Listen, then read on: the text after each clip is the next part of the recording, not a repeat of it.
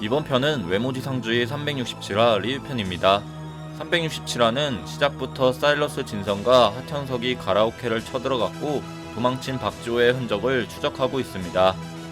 바로 그때 탁자 밑에 숨어있던 백도의 인원을 발견했고 하청석은 공포스러운 모습과 함께 박지호의 행방을 물어보죠.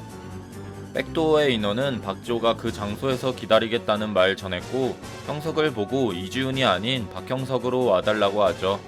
그 말 들은 진성은 사슬을 감으며 그를 협박했고 형석에게 함정이라며 가지 말라는 이야기를 합니다. 하지만 그 말 들은 형석은 자신 혼자서 가야겠다며 우리들만 기억하는 장소가 있고 거기서 날 기다리고 있다는 말을 하죠. 형석은 그렇게 박지호와 박형석 둘의 마지막 싸움을 예고합니다. 한편 하청석에게 패배한 안현성은 깨어났지만 몸이 움직이지 않으며 그의 앞엔 안산의 왕 마태수가 이지훈과 대치 중이죠.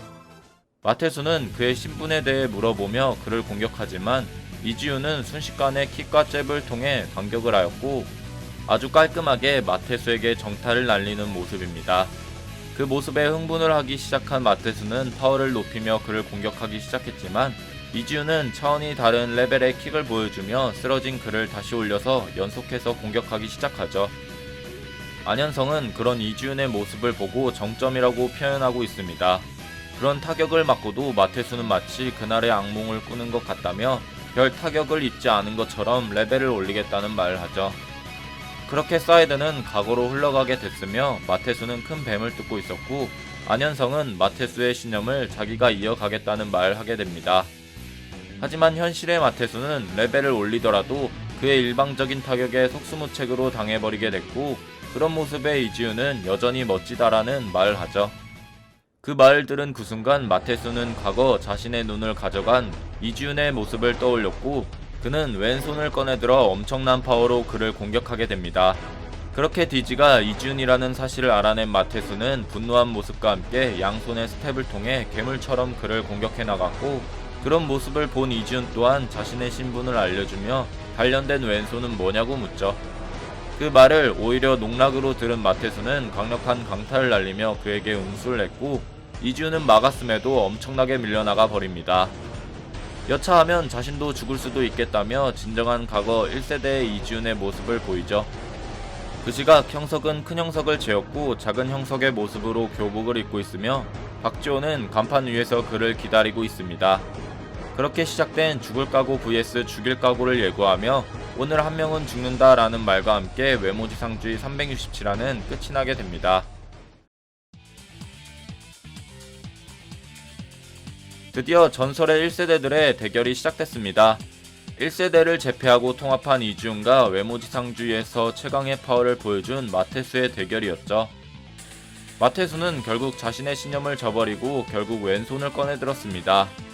그 모습을 본 이지훈은 결국 자신의 과거 시절에 힘을 꺼내들며 그와의 대결을 준비하게 되죠.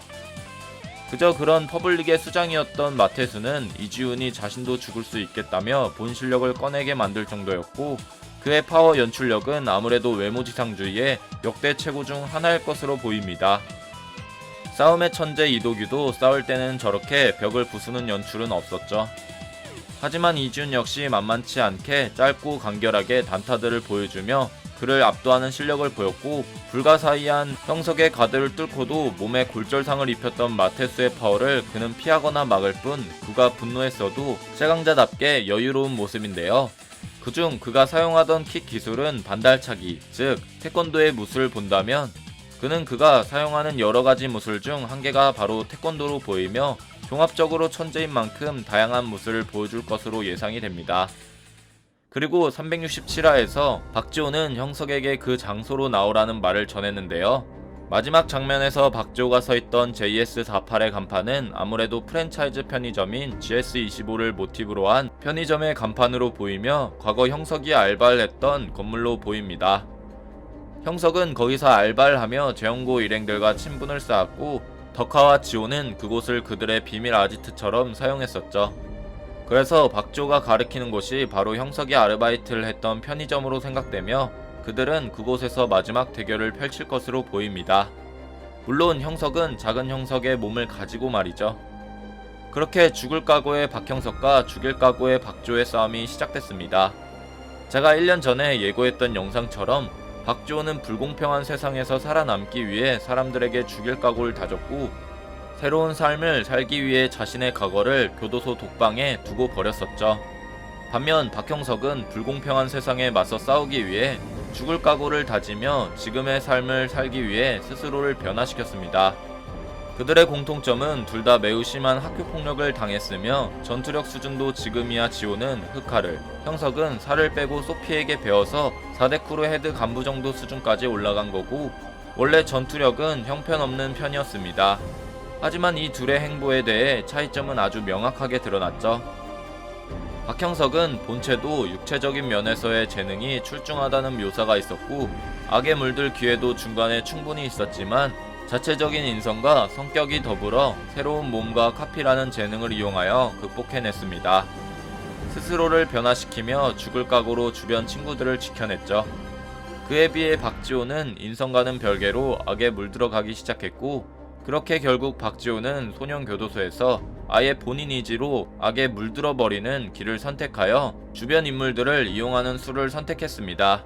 이 부분에서는 나약하기 짝이 없던 예전의 자신을 버리기 위한 극복이며 성장의 돌파구였으니 본인 박지호 나름대로 악을 만족한 것으로 보이죠. 죽을 각오와 죽일 각오의 싸움은 정해진 법입니다. 박지호는 분명 주변 인물들을 통해 박형석을 죽이려고 하겠지만 오히려 죽을 각오로 주변 인물들을 도와주던 박형석의 지인들에게 막히게 될 것이며 마지막엔 자신이 이용하던 인물들에게 크게 당하며 그는 돌아올 수 없는 현실 세계에 마주할 것으로 예상되죠. 자, 오늘은 외모지상주의 367화에 대해 알아봤습니다. 여러분들의 생각은 어떠신가요? 여러분들의 생각을 댓글로 적어주시길 바랍니다. 이상 시청해주셔서 감사합니다.